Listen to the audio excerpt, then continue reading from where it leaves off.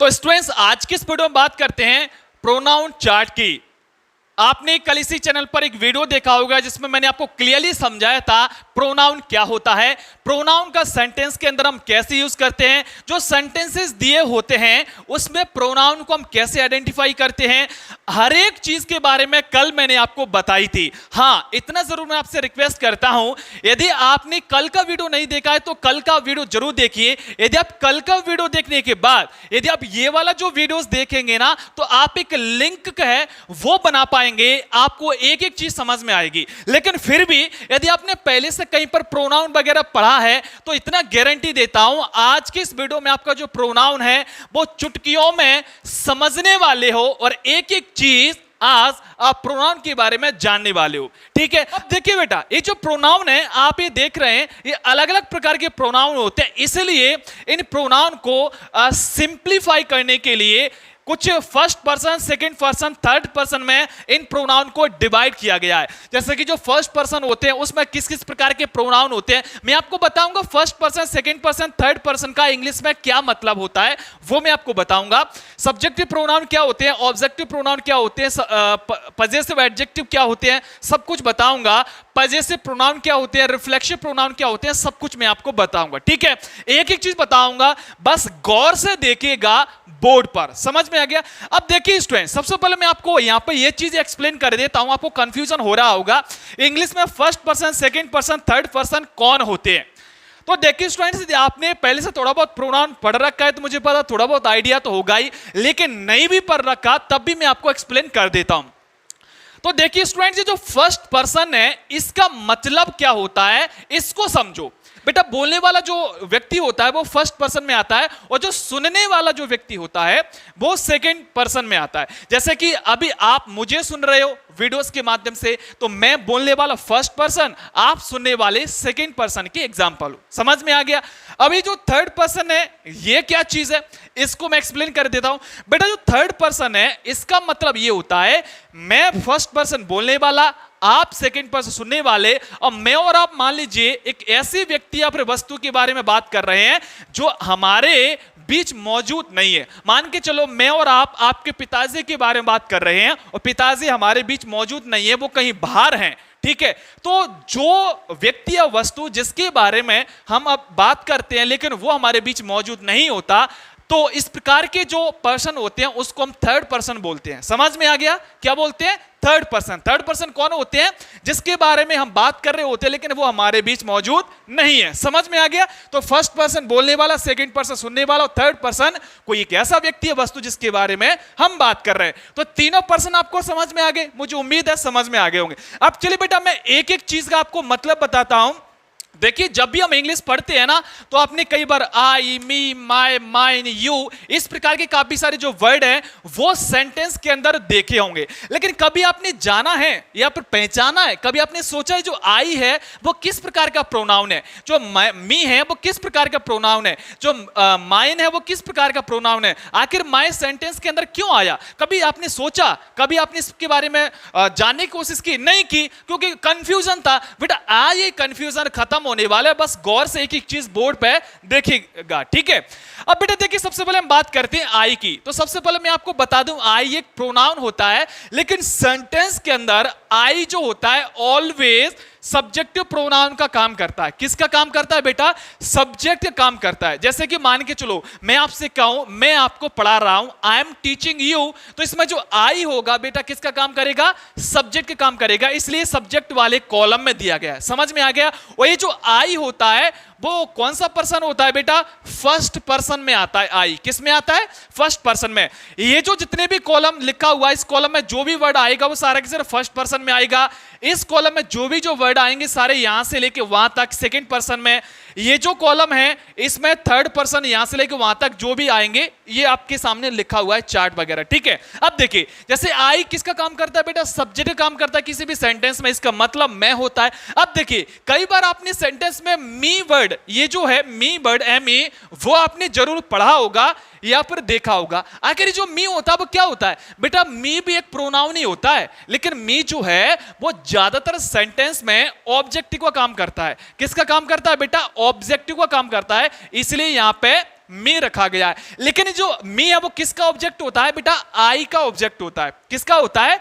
आई का ऑब्जेक्ट मी होता है। समझ में आ गया? अब चलिए अब हम पढ़ते हैं नेक्स्ट। बेटा जैसे आई का ऑब्जेक्टिव प्रोनाउन मी होता है, वैसे ही आई का पजेसिव एडजेक्टिव माय होता है। समझ में आ गया? आपने कई बार सेंटेंस के अंदर जो माई जो वर्ड है वो आपने देखा होगा। तो ये जो माई जो वर्ड होता है बेटा सेंटेंस के अंदर, वो किसका काम करता है? पजेसिव एडजेक्टिव का काम करता है। किसका काम करता है? पजेसिव एडजेक्टिव का। समझ में आ गया? इसका मतलब मेरा होता है। ठीक है, अब चलिए आगे बढ़ते हैं। बेटा आई का जो पजेसिव प्रोनाउन है वो माइन होता है। क्या होता है? आई का पजेसिव प्रोनाउन माइन होता है, लेकिन इसका अर्थ भी मेरा ही होता है। अब देखिए यहां पे आपको एक कंफ्यूजन हो सकती है, जैसे कि माई का मतलब भी मेरा होता है और माइन का मतलब भी मेरा होता है, लेकिन ध्यान रखिएगा इन दोनों में जो मी है वो पजेसिव एडजेक्टिव है। क्या है? पजेसिव एडजेक्टिव है मी, जो माई। समझ में आ रहा है? माई। लेकिन ये जो माइन है वो पजेसिव प्रोनाउन है। समझ में आ गया? अर्थ दोनों का मेरा ही होता है। समझ में आ गया? ठीक है, अब मैं बाद में इसका एक डीप कॉन्सेप्ट आपको बताऊंगा, कब हम माई लगाते हैं सेंटेंस में और कब हम माइन लगाते हैं, ये मैं बाद में बताऊंगा। फिलहाल तो केवल आप इतना सा शब्दों में पहचानना सीख जाओ कि माई पजेसिव एडजेक्टिव है और माइन है वो पजेसिव प्रोनाउन है। केवल इतना सा सीख जाओ। समझ में आ गया? थोड़ा थोड़ा सा धीरे धीरे मैं आपको सिखाऊंगा। बेटा जो आई का रिफ्लेक्सिव प्रोनाउन माई सेल्फ होता है। अब मैं आपको बताता हूं ये जो रिफ्लेक्सिव प्रोनाउन होते हैं वो क्या होते हैं। बेटा रिफ्लेक्सिव प्रोनाउन इस प्रकार के प्रोनाउन होते हैं जिसमें सब्जेक्ट का असर सब्जेक्ट पर ही पड़ता है। ठीक है, इसलिए इसमें my self, your self, him self, her self, it self, our self इस प्रकार के दे रखे हैं। मतलब सेल्फ वर्ड उसमें पीछे जुड़ा हुआ होता है। सेल्फ का मतलब होता है स्वयं या खुद। समझ में आ गया? यानी कि रिफ्लेक्सिव प्रोनाउन इस प्रकार के प्रोनाउन होते हैं जिसमें सब्जेक्ट का असर सब्जेक्ट पर ही पड़ता है। मैं आपको एक एग्जांपल देके समझाता हूं। जैसे कि यहां पे एक सेंटेंस लिखा हुआ है, आई हर्ट माई सेल्फ। इसमें क्या लिखा हुआ है? आई हर्ट माई सेल्फ। ये रिफ्लेक्सिव प्रोनाउन का बेटा एग्जांपल है। मैं आपको समझाता हूं। जैसे कि आई का मतलब होता है मैं, हर्ट का मतलब होता है चोट पहुंचाना, माई सेल्फ मतलब खुद को। इसका हिंदी में अर्थ होगा मैंने खुद को चोट पहुंचा ली। मान के चलो मैं तेजी से बाइक चला रहा हूं और अचानक से बाइक गिर गई तो मेरे चोट लग जाएगी। समझ में आ गया? तो भाई इसका मतलब क्या होगा? मैंने खुद से चोट पहुंचाई, क्योंकि मैं तेज बाइक यदि नहीं चलाता तो बाइक नहीं गिरती। समझ में आ रहा है ना? तो जैसे मान के चलो I am driving a bike, और ड्राइविंग करते समय यदि बाइक गिर गई तो मेरे को चोट आ गई, तो मैं चलाने वाला, मैं इसमें सब्जेक्ट हूं और चोट भी किसको लगी? सब्जेक्ट को भी। समझ में आ गया? यानी सब्जेक्ट का असर सब्जेक्ट पर ही पड़ना है ना। तो जब सब्जेक्ट का असर सब्जेक्ट पर पड़े तो इस प्रकार का जो प्रोनाउन होता है वो रिफ्लेक्सिव प्रोनाउन होता है। इस प्रकार के जो वर्ड होते हैं इनमें my self, your self, her self, them self इस प्रकार के वर्ड आते हैं, आप यहां पे देख रहे हैं। समझ में आ गया? लेकिन आई का जो रिफ्लेक्सिव प्रोनाउन होता है वो माई सेल्फ होता है। इतना आपको ध्यान में रखना है। ठीक है, अब हम बात करते हैं सेकंड पर्सन की। बेटा जो यू होता है ना वो सेकंड पर्सन में आता है। किस में आता है? यू होता है वो सेकंड पर्सन में आता है। जैसे कि आई मैं बोलने वाला और यू आप सुनने वाले हो, इसलिए सुनने वाला किस कैटेगरी में आता है?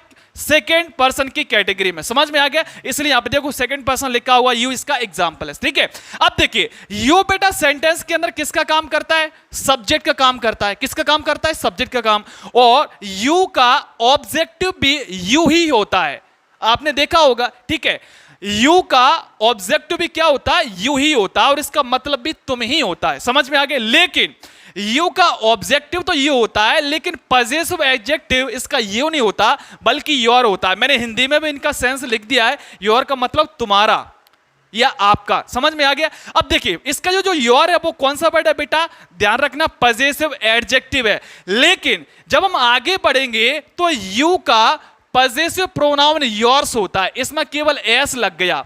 अब देखिए कभी कभी स्टूडेंट्स को कंफ्यूजन होती है, यदि योर लिखा है तो वहां पे वो समझ नहीं पाता कि ये पजेसिव एडजेक्टिव है या फिर पजेसिव प्रोनाउन है। बस इतना सा समझ जाना, जब योर लिखा हुआ है तो पजेसिव एडजेक्टिव होगा, और यदि योर में एस लगा हुआ है तो पजेसिव प्रोनाउन का काम करेगा। बेटा दोनों बहुत अलग चीजें होती है, बहुत डीप कॉन्सेप्ट है इसमें, इसलिए बस फिलहाल शब्दों में मैं आपको समझाने का प्रयास कर रहा हूं। इतना समझना कि यू का पजेसिव एडजेक्टिव योर होता है, पजेसिव प्रोनाउन योर्स होता है। इन दोनों में डीप डिफरेंस क्या है वो मैं आपको बाद में बताऊंगा सेंटेंस के माध्यम से। समझ में आ गया? पहले शब्दों को पहचानना सीखो। ठीक है, अब देखिए बेटा, यू का जो रिफ्लेक्सिव प्रोनाउन होता है वो योर सेल्फ होता है। मैंने आपको पहले ही बता दिया, ये जो सेल्फ वर्ड होते हैं वो किस में आते हैं, रिफ्लेक्सिव प्रोनाउन में आते हैं। ठीक है, ओके।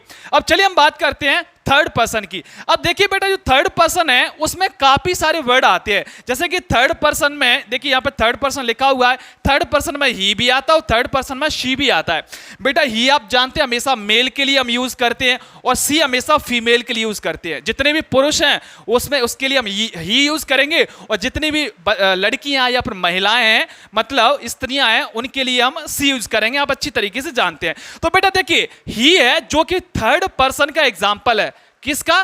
थर्ड पर्सन का एग्जाम्पल है। उसका मतलब वह या फिर उसने होता है। और इसका जो सब्जेक्टिव प्रोनाउन होता है वो ही होता है, लेकिन ही का ऑब्जेक्टिव जो प्रोनाउन होता है वो हिम होता है। क्या होता है? Objective pronoun. आपने कई सेंटेंस में देखा होगा हिम वगैरह शब्द आते हैं, तो ये किसके एग्जांपल हैं?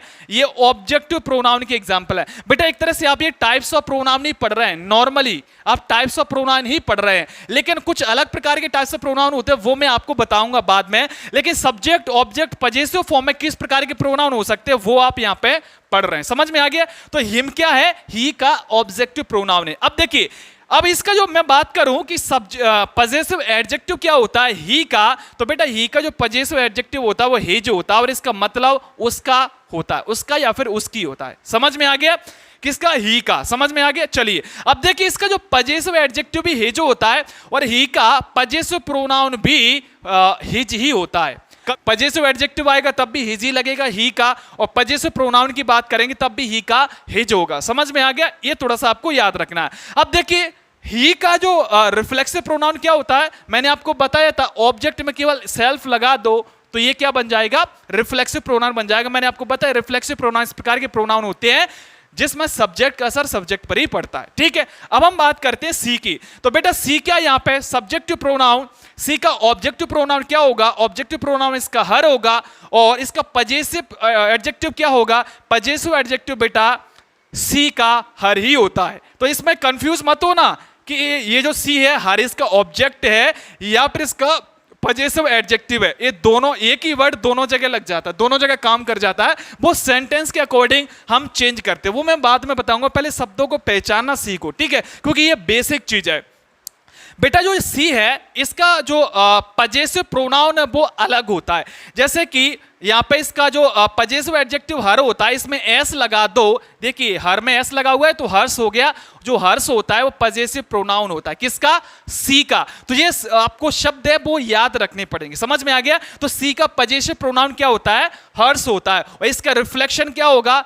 इसका हर सेल्फ इसका रिफ्लेक्शन हो जाएगा। हर में केवल सेल्फ पीछे लग जाएगा। ठीक है, यानी कि वो लड़की स्वयं की बात कर रही है। ठीक है, अब हम बात करते हैं बेटा इट की, यानी कि थर्ड पर्सन की। देखिए थर्ड पर्सन में ही भी आता है, थर्ड पर्सन में सी भी आता है और बेटा थर्ड पर्सन में इट भी आता है। मैंने आपको बताया था इट हम किसके लिए यूज करते हैं? ज्यादातर जो निर्जीव चीजें होती है, नॉन लिविंग चीजें होती है, उनके लिए इट का यूज करते हैं, या फिर इट का हम वस्तुओं के लिए भी करते हैं। इट का यूज हम छोटे जानवरों के लिए भी करते हैं। समझ में आ गया? मैंने आपको बताया था। तो देखिए इट का सब्जेक्टिव प्रोनाउन इट ही होता है, इट का ऑब्जेक्टिव प्रोनाउन बेटा इट ही होता है। इट का सब्जेक्टिव प्रोनाउन इट भी होता है और ऑब्जेक्टिव प्रोनाउन भी इट ही होता है इसका। ठीक है, लेकिन इसका जो पजेसिव एडजेक्टिव है वो बेटा इट्स होता है। आपने देखा होगा इट्स वर्ड काफी जगह सेंटेंस में लगा रहता है, तो इसमें जो जहां पर भी इट्स लगा होगा वो क्या होगा? पजेसिव एडजेक्टिव होगा। ठीक है, और इसका जो पजेसिव प्रोनाउन होता ही नहीं है, इसलिए नॉट यूज्ड मैंने यहां पे लिखा हुआ है।